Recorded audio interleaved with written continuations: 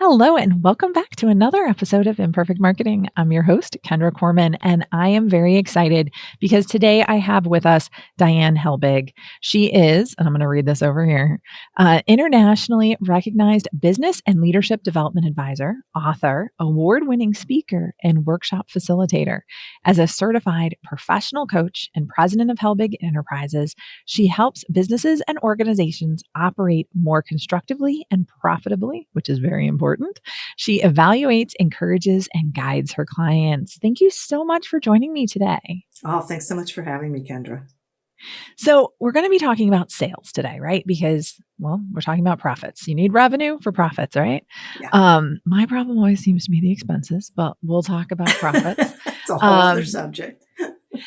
So, a lot of people hate selling. It's a Oh, four-letter word, right? Yeah. So, can someone succeed if they don't sell?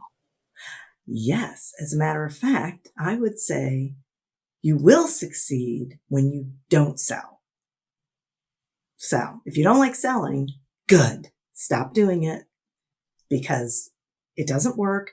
You're probably doing it badly because you don't like it. So I'm freeing everyone from the whole concept of selling. Bad. I agree with you 100%. I don't think selling in the traditional sense that we've all defined it as is Yes. productive or valuable for anybody.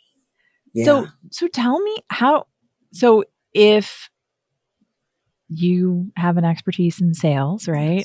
Yes. How do people not sell? How do you tell people not to sell? Yeah, it's a great question. So what I say is let go of that traditional idea of selling because it doesn't work. Because no one, as you said, on either side of the table, no one likes it. Instead, be curious. Be in a learning, connecting. You have a solution to a problem. Do they have that problem? Do they have it right now? Do they want to engage with you right now? And do you want to engage with them? There's so many questions we need to be asking. And so instead of trying to convince somebody that they need what you have, I say flip it around and just get to know them and learn. And then if you can connect dots, then connect them. If you can't, don't. I love that. I truly believe that adding value is what we're doing. So I do a lot of email marketing and I push a lot of people towards email marketing, right? Because I love it as a marketing tactic. It's effective and efficient. Yeah. But all these people tell me, similar to what I'm sure you're here, they're always telling me, oh, well, I don't want to bother people and I don't want to send spam. And they get enough emails. And I'm like, but they're not getting emails from you. They're not getting your insights and your wisdom. Like, if you don't think that you have value to send to people through email, like, do you have any value in this process, right? Like, you're supposed to be solving a problem. Right.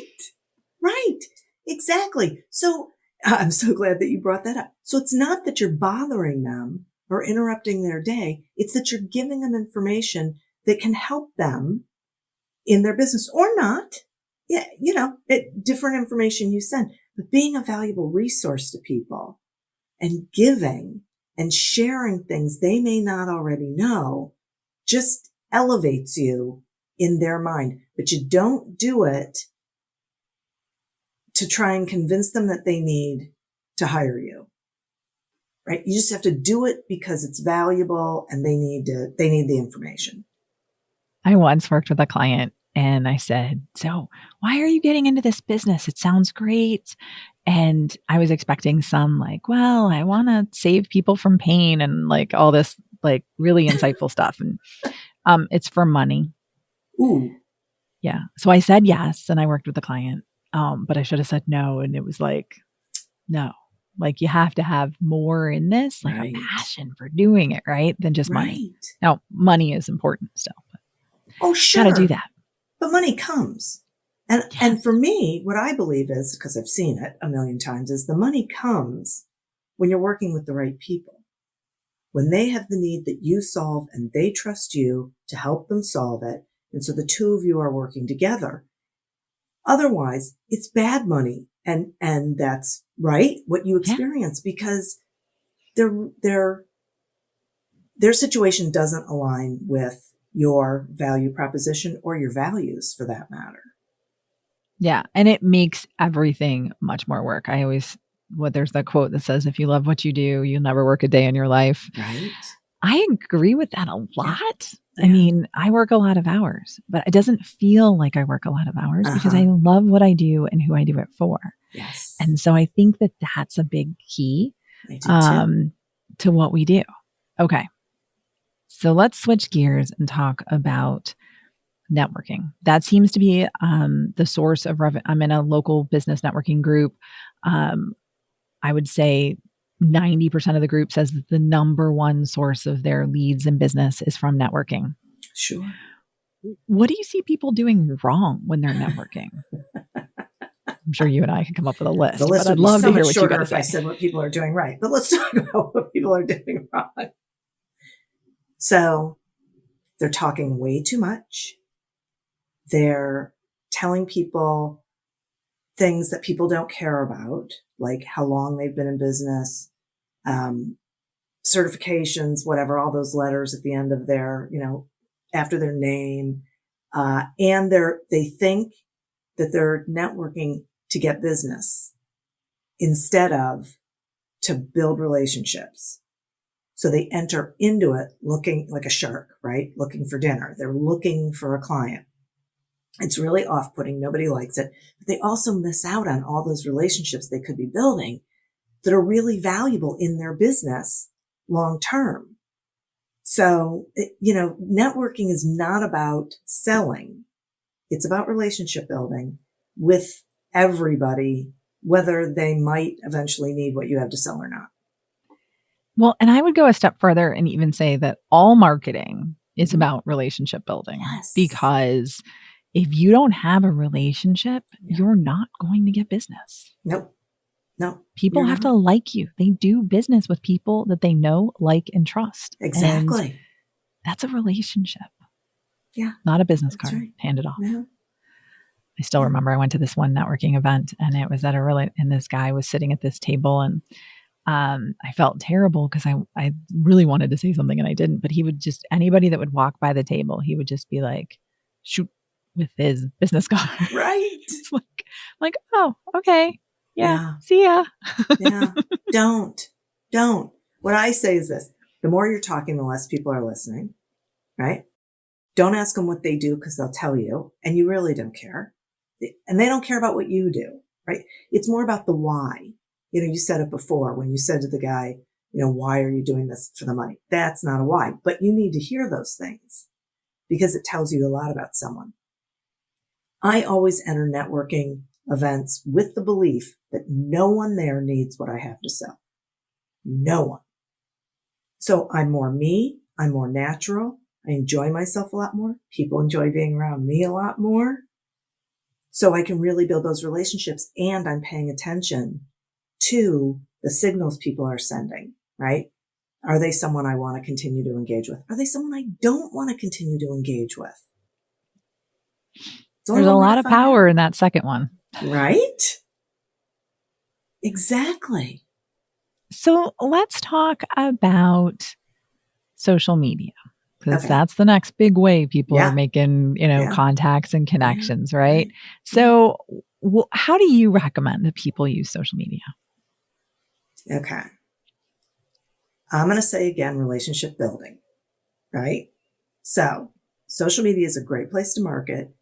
And marketing is about relationship building. It's about awareness, setting yourself up as an expert, right? Recognition, timing, all of these things. We don't sell on social media, just like we don't sell at a networking event. And quite frankly, we don't sell in the sales appointment. That's a whole other thing. So on social media, it's about connecting. It's about finding the people who you resonate with, who resonate with you, who want to be in your community and serving that community, because anymore, that's how we build a business. It's not the big funnel down. It's little, paying attention to our community and then they share the message. It's so much more powerful when someone else shares your message, right? Absolutely. So, all right. So you're a guest on Imperfect Marketing. You Yeah. have your own podcast, Yeah. right? Called, hang on, I looked it up before. I was I can like, tell you. wait, Accelerate Your Business Growth, right? Yes. Yes. So if you're listening to this podcast, you can search for Accelerate Your Business Growth because she is a podcast host. Let's talk about the role of podcasting in the content that you're creating Mhm. and like how it's helping you not sell. So I think one of the best things about podcasting, whether you're a guest or a host, is that you are sharing information that people need and want to hear, and they get to grab it whenever they want to. So you're putting it out there. It's evergreen. People can pick it up wherever, whenever, and they're searching for that kind of thing. So the great thing is they're searching, they find you, they get to listen to you and identify A, that you know what you're talking about, and B, that you have a style that they like, right? Because we're not going to do business with everybody. We're looking for those people who get our message and like the way we're sharing it. And so they feel some sort of resonance. And so they want to reach out to us about possibly working together. So I've found that people feel that they know me better from listening to my podcast, Yeah. and or watching it on YouTube. Mhm.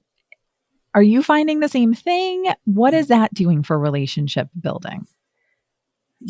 I have, well, a couple things. One, I build great relationships with the guests, and it's not all the guests, but it's a lot of them. And it's the ones where we're having these great conversations and we get each other, we think alike, and those relationships continue to grow and move on to other opportunities, maybe being on their podcasts. Like, you and I have now been on each other's podcasts, and there's people who then I've done summits with and can reach out to when I'm looking for information about things for my business. So there's that. There's, even though it surprised me a little bit that because I figure I'm interviewing people like you do, right? So they're sharing their expertise, but I've gotten clients out of my podcast because people have said, yeah, but I like the way you think and talk because we're sharing back and forth and I'm commenting, right? I'm not looking at it that way. I'm just trying to get them all the information that they need, but it gives them, once again, they're building a relationship with me, sight unseen, before they reach out to say, I think I'd like to explore this with you.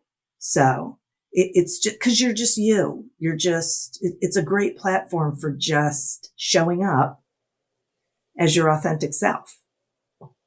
And I agree with you 100%.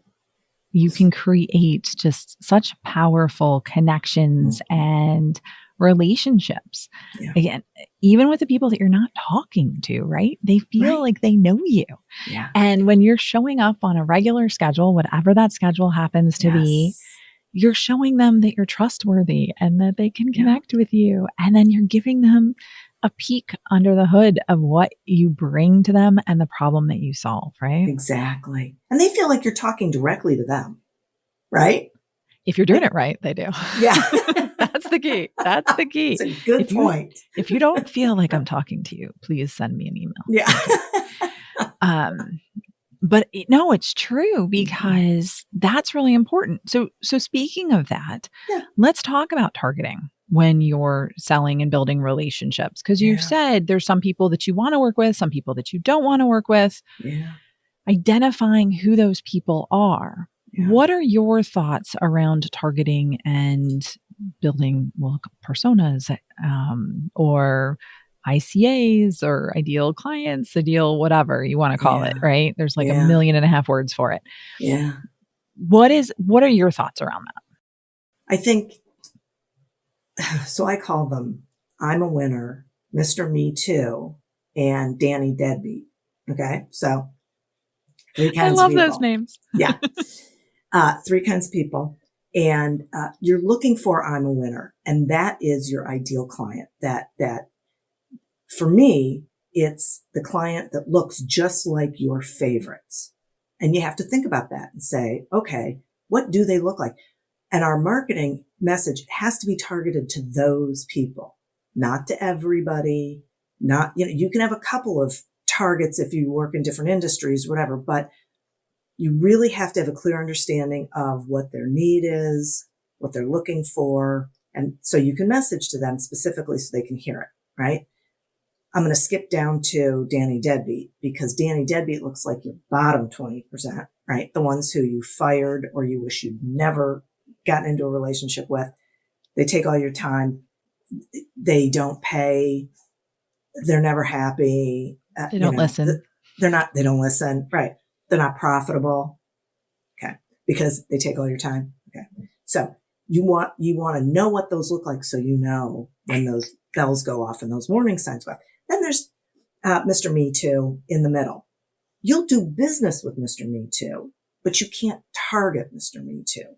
You have to target I'm a winner. And then as people are reaching out to you and coming toward you, you'll be able to identify where they fall within that 80%, and the 20% that you can just really kindly say, I don't believe we're the best resource for you, and move on. I love that. And I think knowing who that I'm a winner is, again, creates that connection. Mm-hmm. If you're doing podcasting, if you're writing emails, if you're creating social posts, that value that you're providing is for a specific person. And a lot of people get scared when we talk about targeting. I don't know if you run into that at all, but I do more than that. Yeah. And people will still come to you for those other things. Right. Because they know you're an expert and you solve this other problem. They're going to ask you, do you know someone that does this? Why, actually, I do. Right? Yes. You get that halo effect, for lack of a better term, from that relationship. Yeah. When you're working with clients, are you finding that they're scared of targeting? Oh, yeah. Oh, but everyone is right? And then, of course, we say everyone is not a target market, right? Mm-hmm. Okay. So they absolutely do. And what I say to them is marketing is outbound, right? You are sharing information. You have to focus. All sorts of people are going to come to you, and that's okay. You get to have the conversation with them. But if you're not messaging specifically to that persona, that ideal client, then no one is going to hear your message. They're not going to hear it. Those other people aren't going to hear it. No one's going to hear it. And I would say that if you have listeners who are in this pattern where they're spending an awful lot of time with people who are not even Mr. Me Too, their messaging is wrong. Their messaging is off because they're getting all those bottom 20%ers. That's how you know. That's why you have to know what that looks like and what this looks like. So, yeah, I think that's really important. So, you've said that you have a problem with the 30-second pitch. Most people that, you go to different trainings and things like that, they're like, all right, give me your 60-second commercial or your, 30-second elevator speech. What is your messaging so that you can filter those people out? Why don't you like it? Okay. I don't like it because pitch, commercial, first of all. Okay. You're not supposed to be pitching. It's networking. You're supposed to be relationship building. And it's not a commercial for your business. Now, if you're in a leads group, different story. Okay. Totally different story. But I'm talking about just regular networking where you're online or you're going to an event, whatever. It should be an introduction and a conversation starter. And frankly, we have to think about this. What do other people want to know? They want to know the value you bring, who you bring it to, and what the result is. That's it. That's all they want to know. So your name, company, you don't even necessarily need to be in there, right? But we have to get away from this. Well, I'm a this. Well, no, you're not. It's part of who you are. right? But what does that mean? What's the value? Who's hiring you? Why are they hiring you? What are they getting out of it?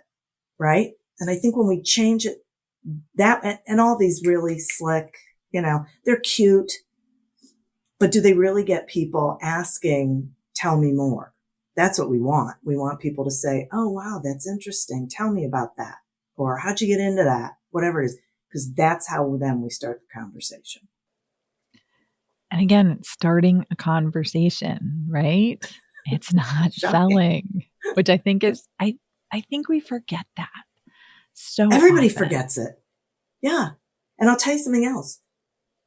Here's the good news. When you go networking, don't be you can be the first to speak, but don't be the first to tell. So if someone says, so what do you do? Which is a terrible question. Say to them, I'm happy to tell you, but I'm really curious about you. Tell me your story. Because you will learn an awful lot about someone when they tell you their story, right? Because they're going to pick it, whatever story they're going to tell. You'll get your opportunity to tell them about you, but because it's relationship building, you're not there to persuade them. So It's okay.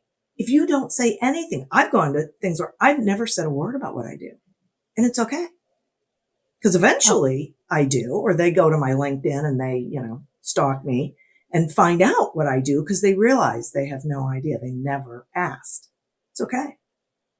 But the interesting piece is that you probably have better relationships and have gotten more referrals from those events because they left with an awesome feeling about you. Yes. Right? Yes. Yes.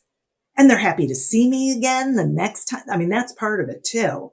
You don't want people avoiding you because they think you're going to try and sell them insurance, right? It's so crazy.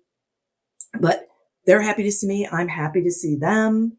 I know the people who I'm not happy to see. So, right?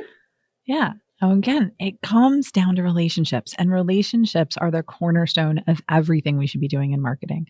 Talking to people with your email, you're not bothering, you're not selling, you're adding value, you're solving a problem. If you don't think that you're adding value or solving a problem, then we need to take a step back because there's a different problem you need to be solving or working on. And it's not selling or marketing. Right. Yeah. Because they're not marketing, they're trying to sell. Right. Yeah. So, all right. This is awesome. I really do love this conversation. And I tell people all the time, they're like, do you like sales? And I'm like, no. They're like, but you have your own business. I'm like, yes, I don't sell. I add value. And if my value is not for them, that's okay. Like, we can keep going. And so I love the way you think. I love this conversation. Before I let you go, I do want to ask you a question that I ask all of my guests. And that is, this show is called Imperfect Marketing because marketing is anything but a perfect science. What has been your biggest marketing lesson learned? There's so many. But I would say my biggest is the importance of consistency everywhere, right? That my look has to be consistent. My messaging has to be consistent. How frequently I engage has to be consistent. That's been a big, and I'm not always consistent, but I hold that one pretty high that's my goal anyway. No, it's so important because consistency helps keep you top of mind, and it keeps people to know that you're reliable, that you say you're going to show up here once a week, 3 times a week, whatever that happens to be. Right. And you do. Yeah. As of the time of this recording, I've finally gotten back into consistency on my social posts, but I fell off for a couple of weeks. I'm like, oops, I forgot. So I hurried up and did 2 weeks of social posts. And I think I did like 4 posts for the 2 weeks instead of my normal, 5 to 10, which again, different platforms and things like that. But sure. Yeah, I mean, it makes a difference because someone reached out to me and they said, hey, Kendra, I haven't seen any videos from you. Are you okay? I'm like, yep, I'm good. But, which I think is a compliment to the fact that I'm normally consistent, right? So I took that as a good sign that they're like, notice that I haven't been on. You. And they do. But it's true. It makes a difference. Because even though not everybody's going to notice when you're not there, they will start to notice when you are there. And the Yeah. more consistent you are, the more opportunities that you have of being front and center Right. with your target Yes. when they have the problem that you solve. Yes. And because you have a relationship, they want to reach out to you when they have that problem, right? Exactly. And it's about timing, right? Yeah. And consistency Yeah. is the key to timing, because you cannot predict when someone is going to realize that they're having that problem. Exactly. Right? I hired a VA recently who I love, but I hire her, and I found her because she responded to somebody else's social post about a VA in a social media group. Yeah. And I had realized that I made a huge mistake because I wasn't paying attention to details, and I was sick and all these other stuff earlier this year. And I'm Yeah. like, I need someone to help me with this. And she's been a godsend doing that. But she doesn't know that her reply to that comment and her questions that I've seen and Yeah. the fact that she's a member of this group and shows up Right. had anything to do with it, right? Yeah. It's all this perfect storm. And Yes. I think it's just, there's just so much power in consistency. I love it, love it, Yeah. love it. Well, thank you so much, Diane, for coming and joining me. We are going to have links in the show notes if you want to connect with Diane. And of course, if you want to get a copy of her book, Succeed Without Selling, because all of us want to succeed and none of us want to sell. Um, so let's talk about building relationships and making more quality engagements. If you learned anything today on today's episode, it would be awesome if you could help me by rating and subscribing wherever you're listening or watching. Thank you so much for tuning in to another episode of Imperfect Marketing. Until next time.